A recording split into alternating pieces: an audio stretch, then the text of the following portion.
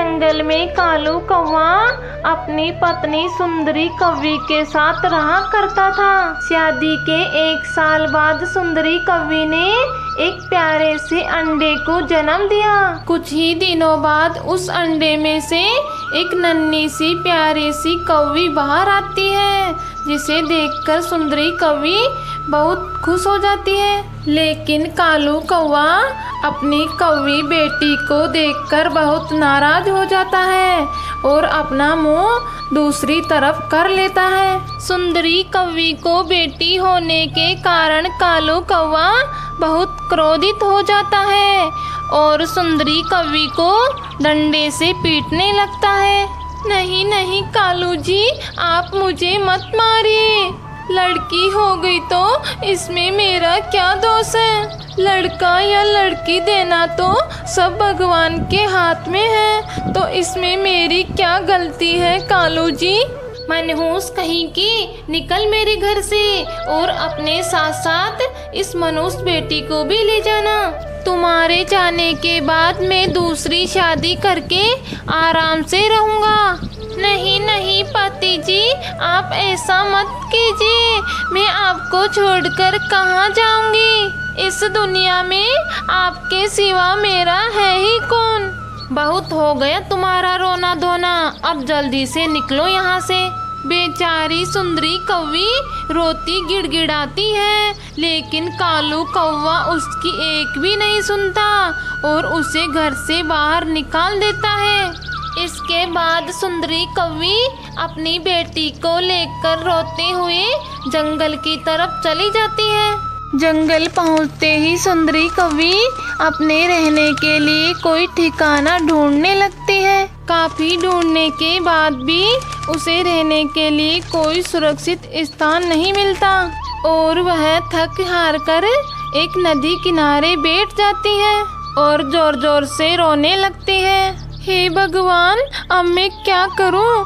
कहाँ जाऊं? और मेरी इस छोटी सी बच्ची को भूख भी लग रही होगी।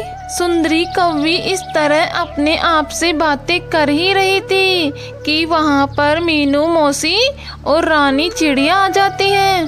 क्या हुआ सुंदरी बहन, तुम रो क्यों रही हो? क्या बताऊं मीनू मौसी, मेरे साथ बहुत बुरा हुआ है। इसके बाद सुंदरी कौवी रोते रोते मीनू मौसी को सारी बात बता देती है।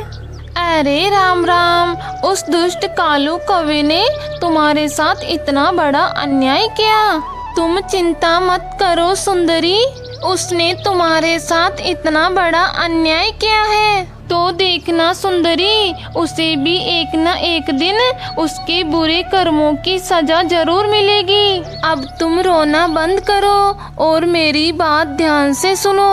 यहाँ से थोड़ी दूर आगे जाने पर तुम्हें एक पुराना घर मिलेगा।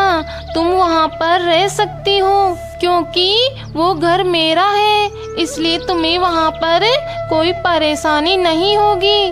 ठीक है मीनू मौसी, आप बहुत अच्छी हो। इसके बाद सुंदरी कौवी अपनी बेटी को लेकर उस पुराने घर में चली जाती है और वहाँ पर रहने लगती है। और इधर कालू कौवा गोरी कौवी के साथ दूसरी शादी कर लेता है। कालू जी, आपका घर तो बहुत ही सुंदर है। हाँ गोरी, आज से ये सब तेरा है। कालू जी, मैं बहुत थक गई हूँ और भूख भी बहुत जोर से लग रही है। कालू जी, मैं आराम करने जा रही हूँ, आप मेरे लिए भोजन लेकर आ जाना। ठीक है गोरी, तुम जाकर आराम करो, मैं तुम्हारे लिए कुछ खाने को लाता हूँ। इसके बाद कालू कौवा भोजन लेने के लिए चला जाता है। ये लो गोरी, मैं तुम्हारे लिए खाना लेकर आ गया। कालू जी, आप मेरा कितना ख्याल रखते हैं। कालू जी, कल मेरी माँ भी आने वाली है, आप उनके सामने अच्छे से रहना। अगले दिन सुबह होते ही गोरी की माँ आ जाती है। ये देखिए कालू जी, माँ आ गई।